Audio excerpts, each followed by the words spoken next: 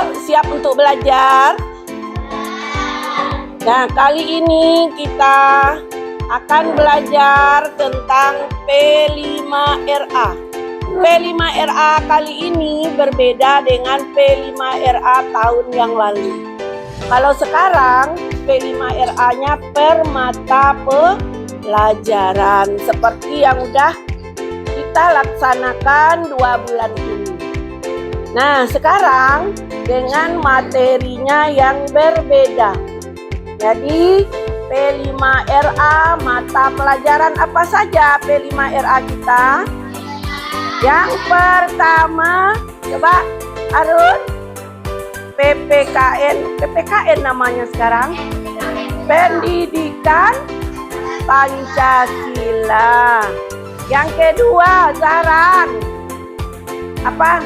Ya bagus, bahasa Indonesia. Yang ketiga, Satria. Nah, matematika masuk ke 5RA? Tidak.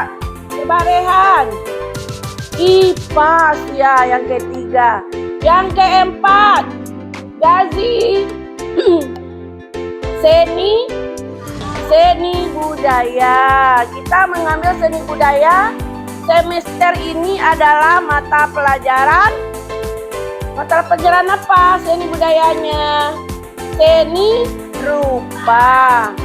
Nah, untuk melanjutkan P5RA kita, tahap pertama sudah selesai. Kita masuk tahap kedua. Ya, bagaimana? Mulai dari perencanaan, pelaksanaannya, dan juga refleksi. Refleksi itu apa artinya? Apa sih tindak lanjut? Apa sih manfaatnya kita mempelajari P5RA itu? Nah, di sini ada tabel untuk pengisian P5RA bidang pendidikan Pancasila. Kita lihat ya. Nah, sebelum mengisi, di sini ada petunjuk pengisian. Yang pertama, isilah tabel kegiatan setiap hari selama 1 minggu sebagai perwakilan pelaksanaan 4 macam norma yang telah Ananda pelajari, yang telah Ananda laksanakan di rumah bersama keluarga di setiap harinya. Yaitu pengisian tabelnya ya. Kemudian contoh pengisian tabel untuk hari Minggu sudah ada. Ini contohnya. Jadi yang di bawah ini adalah contoh pengisiannya baru. Nanti kamu mengisinya mulai dari hari ini. Ya, ini Ibu kasih contoh. Kemudian contoh yang ini bisa diganti, misalnya tidak sesuai. Apalagi anak ibu yang tidak ada lagi ayahnya. Ya, jadi bagi anak ibu yang nggak ada lagi ayahnya, di strip aja ini. Atau tidak ada ibunya, sudah piatu strip aja yang ayah. Mungkin diganti dengan tante atau om bagi yang ada walinya, pengganti ayahnya, walinya atau omnya. Ya, tuh contohnya. Kemudian tuliskanlah kegiatan apa saja yang telah dilaksanakan di keluargamu. Seperti contoh pengisian tabel. Nah, nih pengisian tabel nih.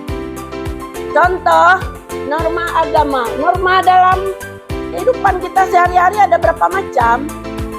4. Pertama, norma agama. Yang kedua, norma kesusilaan dan norma kesopanan serta norma hukum. Nah, contohnya untuk norma agama. Bagaimana kegiatan ayah untuk melaksanakan norma agama? Pertama, Talita, Raja. Yang pertama, ayah melaksanakan sholat berjamaah ke masjid. Berarti ayah telah melaksanakan norma agama. Mungkin kamu ganti bagi ayahnya tidak ke masjid, kamu sholat di rumah, atau diganti dengan lagi yang lain. Kegiatan apa yang dilakukan ayah pada hari Senin? Hari ini ya, hari ini maksud ibu. Nanti di rumah kamu isi dengan orang tuamu. Kemudian ibu membantu saya memurajaah surat Al-Adiyat. Ini contoh. Ini di sini contoh saja baru. Kemudian kakak sholatnya di rumah. Ya, kemudian adik mengikuti sholat di sebelah ibu. Pokoknya apa yang dilakukan oleh adikmu yang sesuai dengan norma agama. Kalau tidak ada adik, strip saja. Ya, strip saja. Kemudian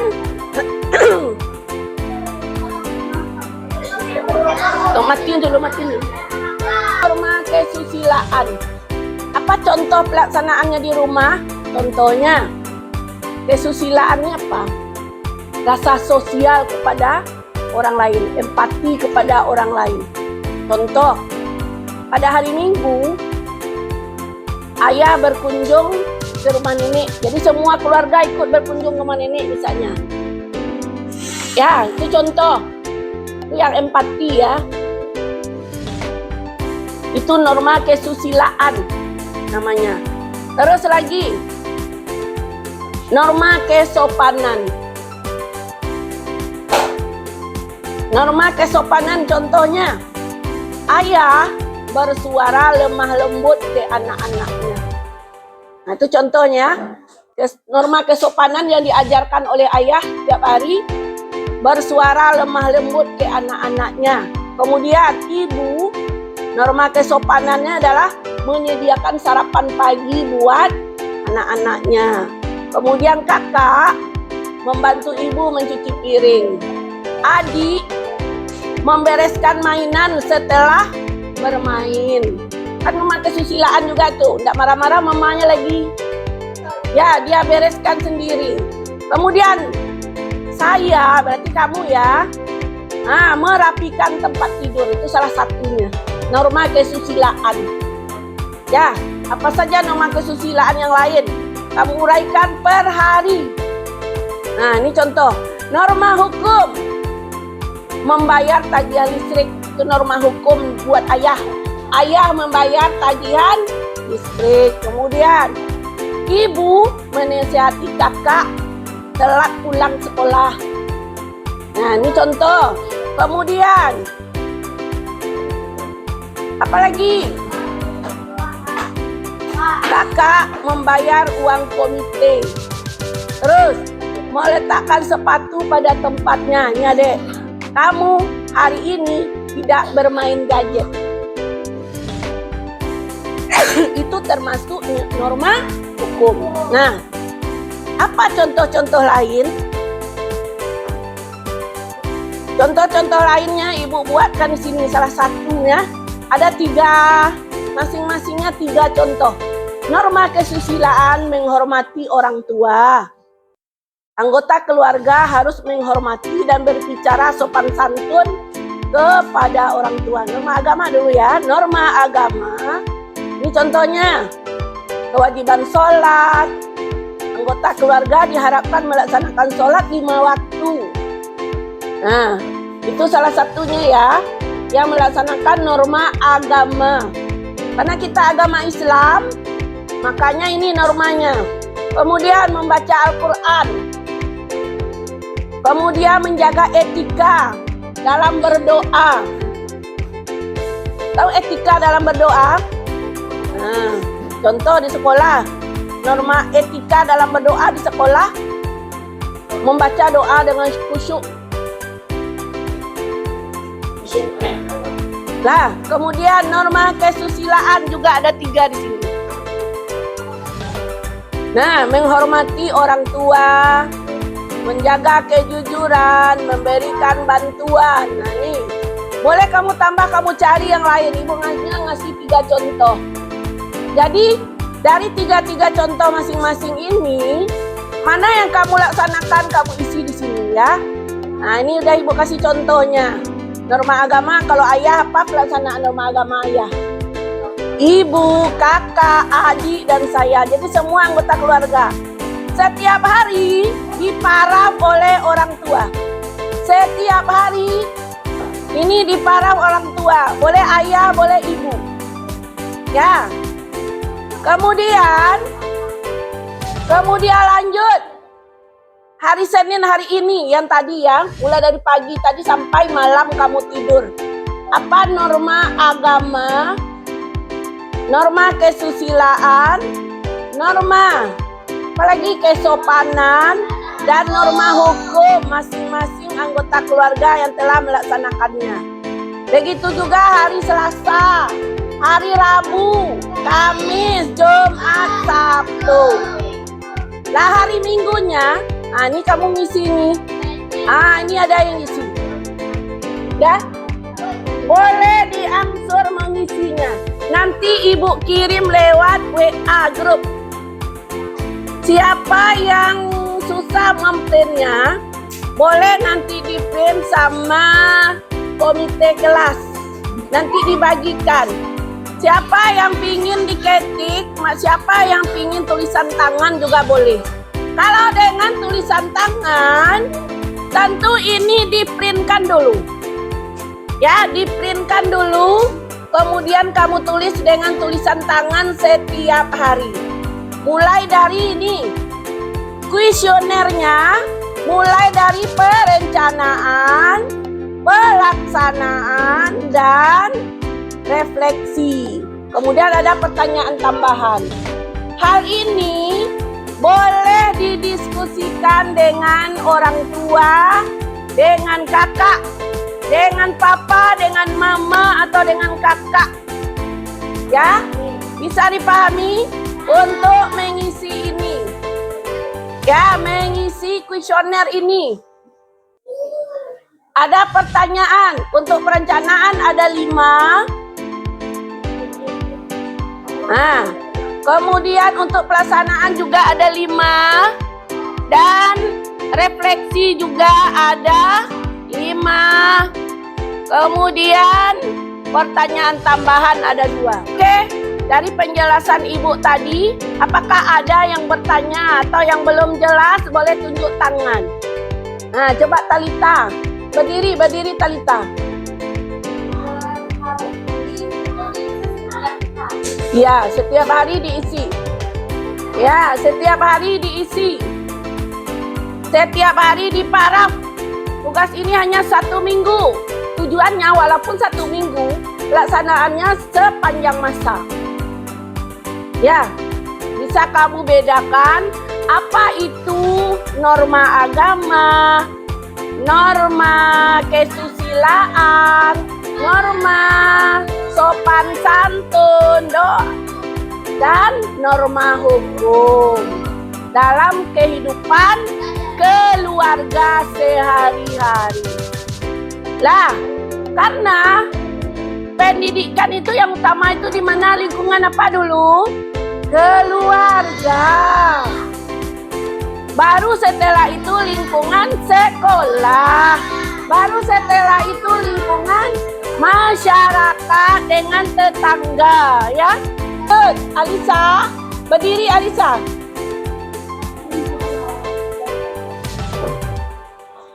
Kalau adiknya masih kecil, apa sih norma hukum yang dia lakukan? Nah, ini contoh tadi ya, norma hukum melindungi anak dari kekerasan. Artinya adiknya apa? Hari ini adik baik-baik saja, tidak banyak tingkah. Ini contohnya. Karakter anak kecil. Nah, contoh di sini norma agama, ada adikmu ikut sholat atau lihat kamu mengaji. Nah, kemudian mengajarinnya membaca Al-Fatihah misalnya. Nah, itu tulis.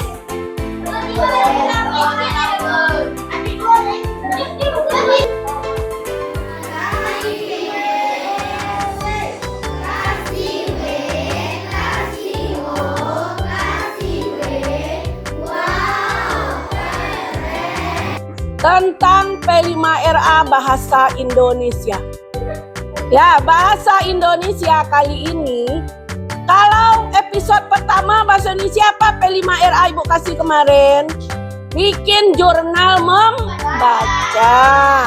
Sekarang, supaya kamu senang ke perpustakaan, kamu buat wawancara dengan pegawai pustaka kita. Ya, melakukan yaitu wawancara dengan pegawai perpustakaan. Bahasa Indonesia materinya tentang ekspresi diri melalui hobi. Hobi di sini usahakan Ibu akan memberikan kamu kesempatan untuk membaca. Karena bab 2 kita udah belajar buku adalah jendela dunia. Jadi kelanjutannya lagi. Temanya masih sama, yaitu gaya hidup berkelanjutan. Gaya hidup berkelanjutan diusahakan dengan kegiatan ini berlanjut terus. Nah, biasanya kamu kan jarang ke pustakaana. Jarang sekali. Ya, jarang sekali ke perpustakaan. Jam istirahatnya di kelas digunakan untuk main kartu, yaitu main tali dan sebagainya.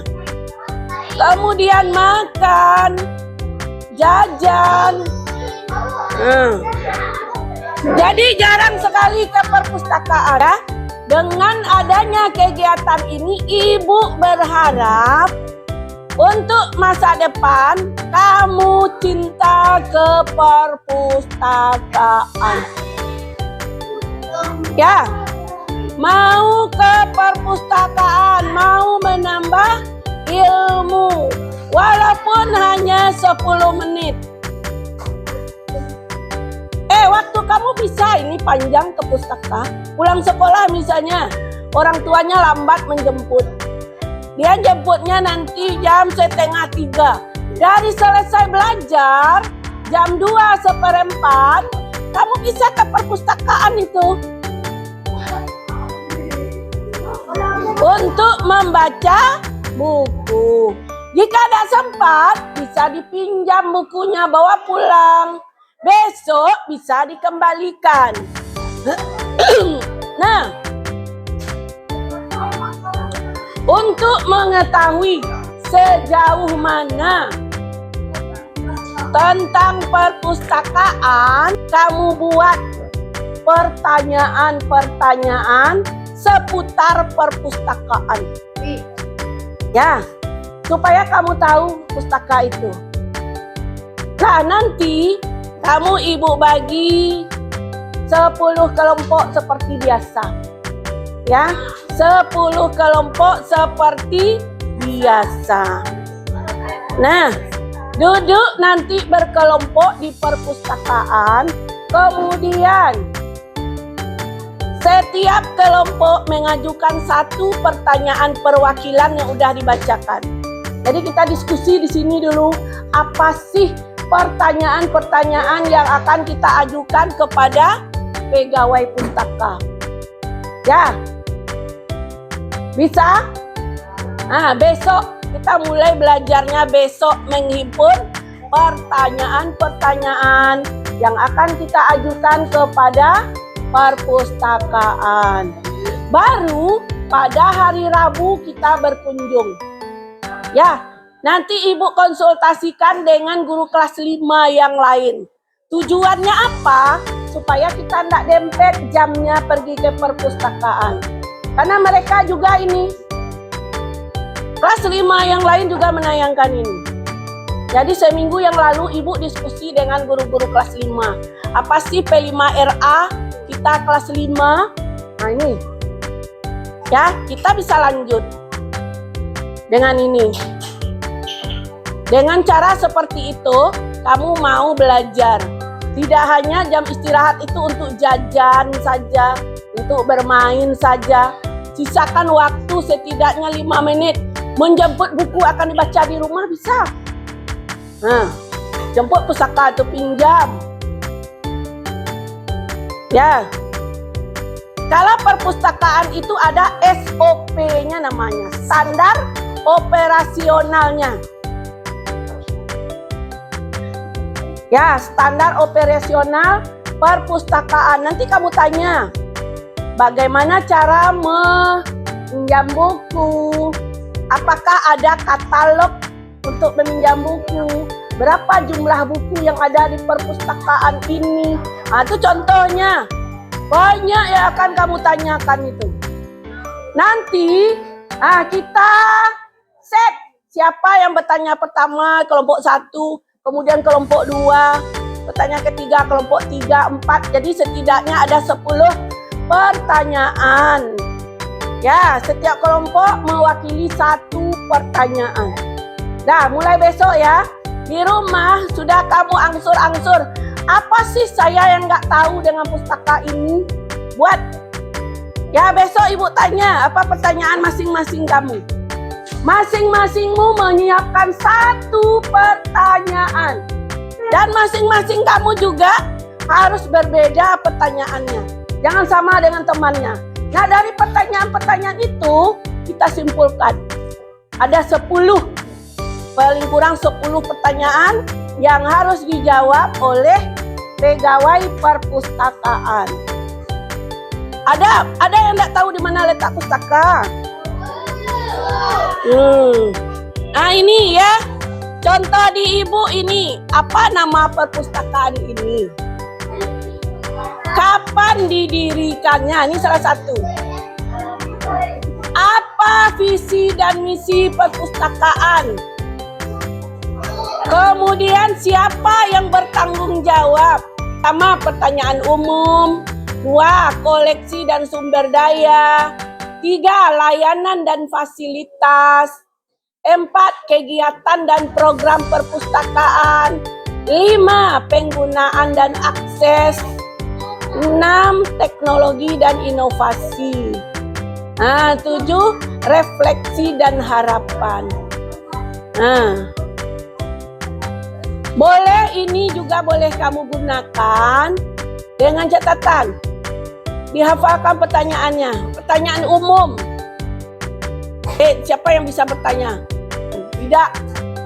Orang tua hanya mengingatkan, orang tua hanya mengarahkan. Yang proyek P5RA IPAS. Di sini temanya masih gaya hidup berkelanjutan. Materinya tentang penghematan listrik. Apakah tiap hari kita menggunakan listrik? Nah, bagaimana cara menghemat listrik? Pada proyek P5RA ada juga tabel yang akan kamu isi. Baca dulu petunjuknya baik-baik. Bagaimana sih cara mengisi tabel tersebut? Pertama, isilah hari dan tanggal. Ya, hari dan tanggal kapan kamu mencatat nama benda atau alat yang gunakan daya listrik. Tanyakan ke orang tuamu. Kemudian, arti DST, di sini ada DST ya. Di sini ada DST. Nomor selanjutnya, mungkin lebih dari ini. Nama benda di sini maksudnya, contoh, apa alat listrik yang kamu gunakan di rumah? Contoh setrika listrik. Berapa watt setrika listrik? Seperti yang ada di sana. Jika tidak ada di sana, boleh kamu tambah nulis di sini. Bagi yang punya laptop, nanti filenya akan ibu kirim, boleh tambah lagi. Boleh tambah lagi apa penggunaan daya listriknya. Di sini kamu isi dengan jujur. Ya. Kemudian pengisiannya, walaupun mengisinya 1 minggu, ini adalah sebagai perwakilan dalam 1 bulan. Ya, perwakilan penggunaan listrik dalam 1 bulan.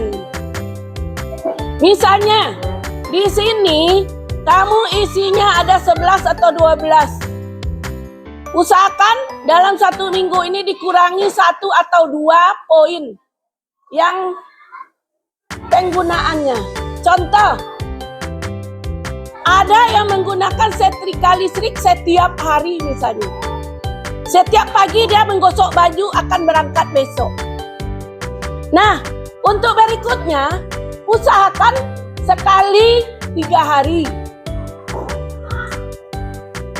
Atau yang bisa sekali seminggu dikumpulkan kain itu.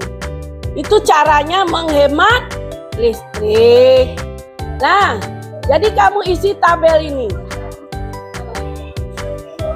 Ada tagihan listrik kan? Ada yang menggunakan listrik pintar. Ada listrik pintar tuh token. Ya, listrik pintar itu menggunakan token. Ada menggunakan listrik pakai meter itu. Ya, kan tiap bulan dibayar ke PLN. Tempat tagihannya. Ya, diisi setiap hari penggunaan listriknya. Ada enggak berkurang?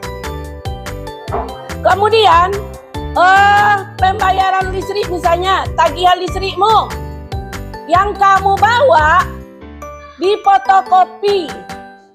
Ya, bulan kemarin kan tanggal 20. Tanggal 20 apa? Ini bulan apa? Oktober. Nah, di bulan September tanggal 20-nya berapa bayar? Kemudian Oktober berapa? Kemudian November. Ada enggak penurunan? Ya, bagi yang menggunakan listrik pintar, kan ada notifikasi kamu bayar kan? Kan ada listrik pintar itu kan pakai HP. Pakai HP diginikan. Kan ada notifikasinya berapa kamu bayar. Boleh screenshot, fotokopikan. Ya, di screenshot pembayarannya tuh.